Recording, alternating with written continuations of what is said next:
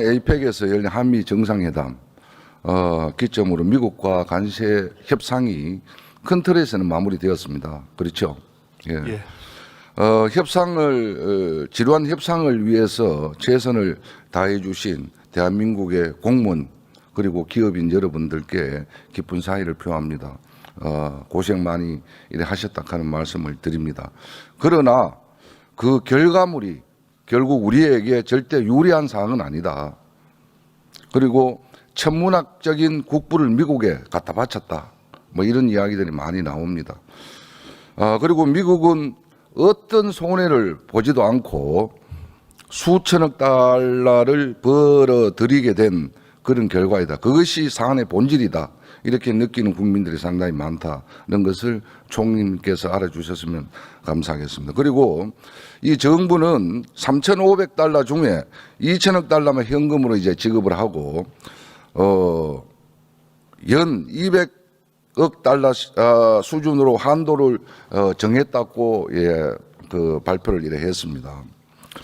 그러나 당장 그 트럼프 대통령 같은 경우에는 3,500억 달러를 지불하기로 한 것 이외에 또 투자액이 6천억 달러를 초과할 것이다 라고 소셜미디어에 떡하니 올려놨습니다. 일본하고 EU 주요국 중에 미국과 서로 주장하는 숫자가 틀린 것은 유일하게 대한민국밖에 없다. 인정하십니까? 다른 나라들에 어떻게 보도가 됐는지는 모르겠고요. 지금 말씀하신 대로 3,500억 불 부분에 대해서 트럼프 대통령이 6천억으로 표명했던 것은 알고 있고 그것은 실제로 관세 협상 외에 우리 기업들의 자체 투자와 에너지 구입 비용까지를 넣어서 그렇게 어찌 보면은 그 미국 측에서 더 좀 기분이 좋을 수 있는 그런 이야기를 하는 것은 알고 있습니다. 예, 서로 말이 다른 부분이 상당히 이제 많은데 정부 발표대로 총액이 3,500달러가 맞고 또 한도를 연 200억 달러로 정했다고 해도 우리 경제와 외환 시장이 감당할 수 있을지 분명히 이제 따져봐야 할 문제다. 그리고 총리님, 국내 제조업에 한 해 설비 투자 총액이 얼마인지 아십니까? 잘 정확하게 한 100조에서 140조 정도 됩니다.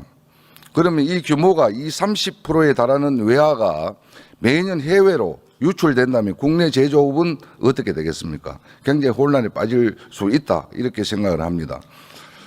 관세 협상 결과에 대해서 노동단체들이 규탄 성명문을 내고 있는 거 아십니까? 네. 예, 있습니다. 그리고 그 규탄 성명문을 보셨을 겁니다. 그리고 한미 FTA로 확보됐던 자동차 관세, 무관세에서 15% 관세가 15% 인상이 되었지 않습니까?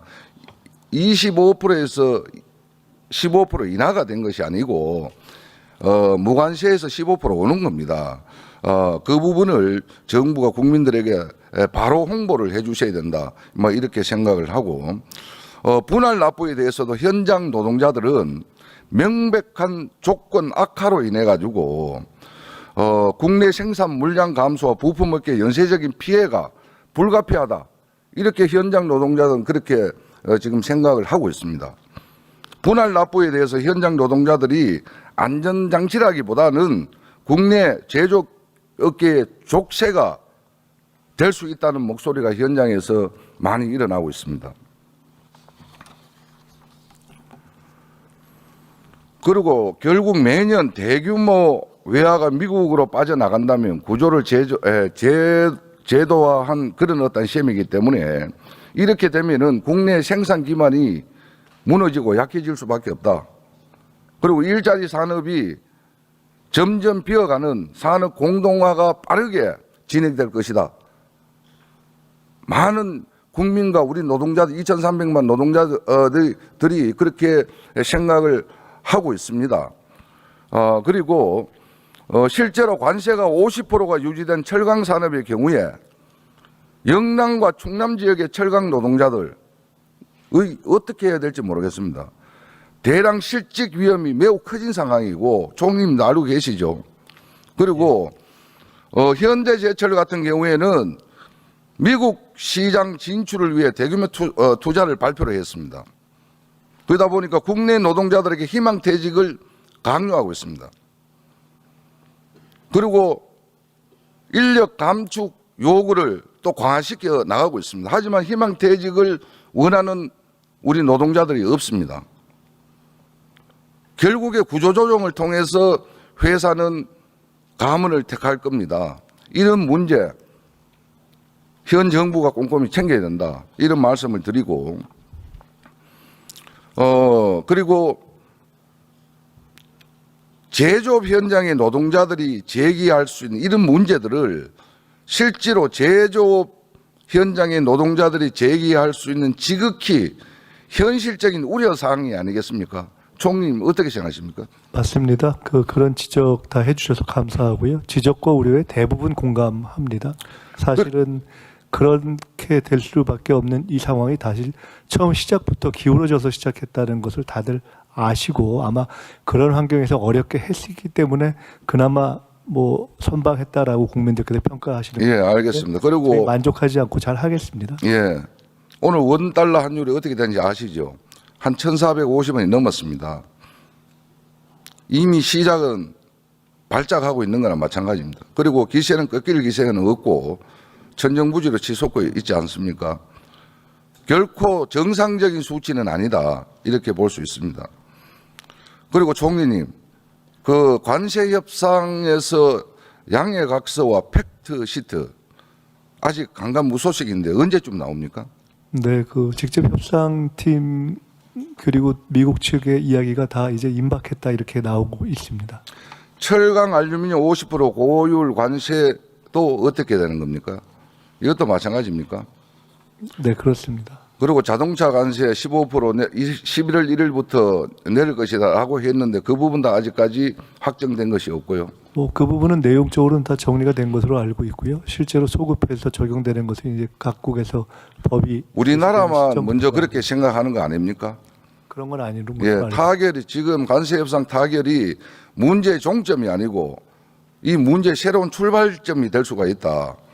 이 부분을 우리가 기억을 해야 될 것 같습니다. 예. 그리고 총리님 산업 고용노동부 사업 중에 산업 일자리 전환 지원금 아십니까? 예, 이것은 피해를 보는 기업이나 노동자 또 지역을 지원하기 위해서 2022년도 신설된 그런 예. 사업입니다. 예. 그런데 석유화학, 철강 사업 그리고 석탄 화력 발전소 이런 데가 지원 대상인데 이 그 산업 일자리 전환 지원금이 연년이 똑바로 이제 관리가 되지 않고 또 기업의 지원이 되지 않고 있습니다. 석유화학과 철강산업 위기가 본격화된 올해도 30%를 넘지 못하는 이런 상황에 있기 때문에 고용노동부가 관리 감독을 철저히 해 주셔야 되고 이 부분은 돈이 후불로 예산이 후불로 지원되기 때문에 먼저 회사에서 먼저 선지급해서 교육과 훈련을 지켜야 되는데 그렇게 하지를 안 합니다. 이 부분은 뭐냐 고용노동부가 관리감독의 부실이다 이렇게 볼 수가 있습니다. 그 관리감독 철저히 좀 해주시기를 네, 저거 부탁드리겠습니다. 꼭 챙겨보겠습니다. 그리고 국내 산업의 구조가 재편되는 것을 넘어 공동화 위험까지 아른거리는 상황에서 정부의 역할이 실제로 잘 보이지 않습니다. 그래서 관세 협상 결과를 자화자찬할 때가 아니고 앞으로 닥쳐올 구조 개편과 공동화 파고를 어떻게 넘어설 것인지 현장 제조업 노동자들이 겪게 될 어려움과 우려를 드러낼 구체적인 대비책이 나와야 할 것입니다. 총리 어떻게 생각하십니까? 네, 연말까지 해서 지금 종합적인 대책을 계속 준비해 왔고 그 논의를 하고 있습니다. 현장에서. 노동자들의 고용 안정과 직결되는 어떤 사항들이 많으니까 꼼꼼히 좀 챙겨봐 주시길 바라고. 하겠습니다. 예, 다음으로 올 9월에 고용노동부가 노동안정 종합대책을 발표를 했습니다. 3명 이상 사망 사고가 발생한 법인에 대해서 제재적 성격의 과징금을 부과하겠다는 내용, 그 총님 알고 계시죠? 네. 영업이익의 5% 이내, 한액은 30억 이라는 예시사항을 함께 부기되어 있습니다. 이러다 보니까 영업이익의 5% 숫자는 정부의 고용노동부의 산재를 줄이겠다는 나름의 고민이 담겨 있다. 이렇게 분명히 생각할 수도 이래 있고 그러면 해당 숫자가 국무회의나 또는 총리님이 계신 회의 중에 논의된 바가 있습니까? 네, 논의했습니다. 논의된 바가 있습니까? 그래서 이 부분은 정부의 정책 브리핑에서 구체적인 숫자가 나올 때는 예시 상황이든 그다음 확정된 수치든 간에 매우 신중을 기해야 된다. 왜냐? 각종 언론이나 방송 또 신문에 이래 보면 모두 5% 과징금이 이 부과되는 것이 기정사실로 다 인정을 했습니다. 인정을 했고 산업계는 큰 충격을 받았습니다. 산업계는 그래서 정부에서 저런 대책이 이제 발표되기 전에 나름 시뮬레이션을 한번 돌려봤으면 좋겠다. 근데 그 시뮬레이션을 한번 돌려봤느냐? 정부에 물었습니다. 물으니까 그런 계획, 그런 일은 전혀 없었다. 이렇게 답변이 이제 온 것 같고. 네, 죄송하지만은 저 사안은 시뮬레이션을 돌리는 것에 해당하는 사안은 아닌 것 같고 예. 연 3명의 사망이라는 것을 얼마나 우리가 심각하게 받아들일 것이냐 하는 판단. 예, 이 부분을 제가 설명을 드리겠습니다. 이해해 주시면 좋을 것 같습니다. 예, 왜냐,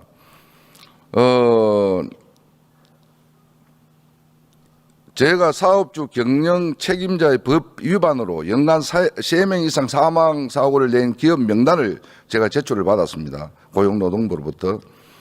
사업 보고서상의 손익계산서를 하나 추적해 봤습니다. 그리고 중대재해처벌법이 2022년도에 부터 시행이 되었는데 총 기업 29곳의 영업이익이 30조 8,500억 이상이었습니다. 여기에 영업이익이 5% 이내 한액 30억을 적용할 경우에 과징금 규모가 최대 1조 5,695억 원이 됩니다. 연평균 5,231억 원이죠. 그러면 현대차 같은 경우에는 14조 2,396억이었는데 과징금을 5% 낸다면 7,119억을 내야 되고 그다음에 한국전력공사 7명의 사망사고를 냈는데 영업이익이 8조 3,647억이었습니다. 과징금을 4,182억 원을 내야 됩니다. 그리고 현대건설 같은 경우는 2,115억을 내고 과징금과 함께 등록 말소가 되는 겁니다.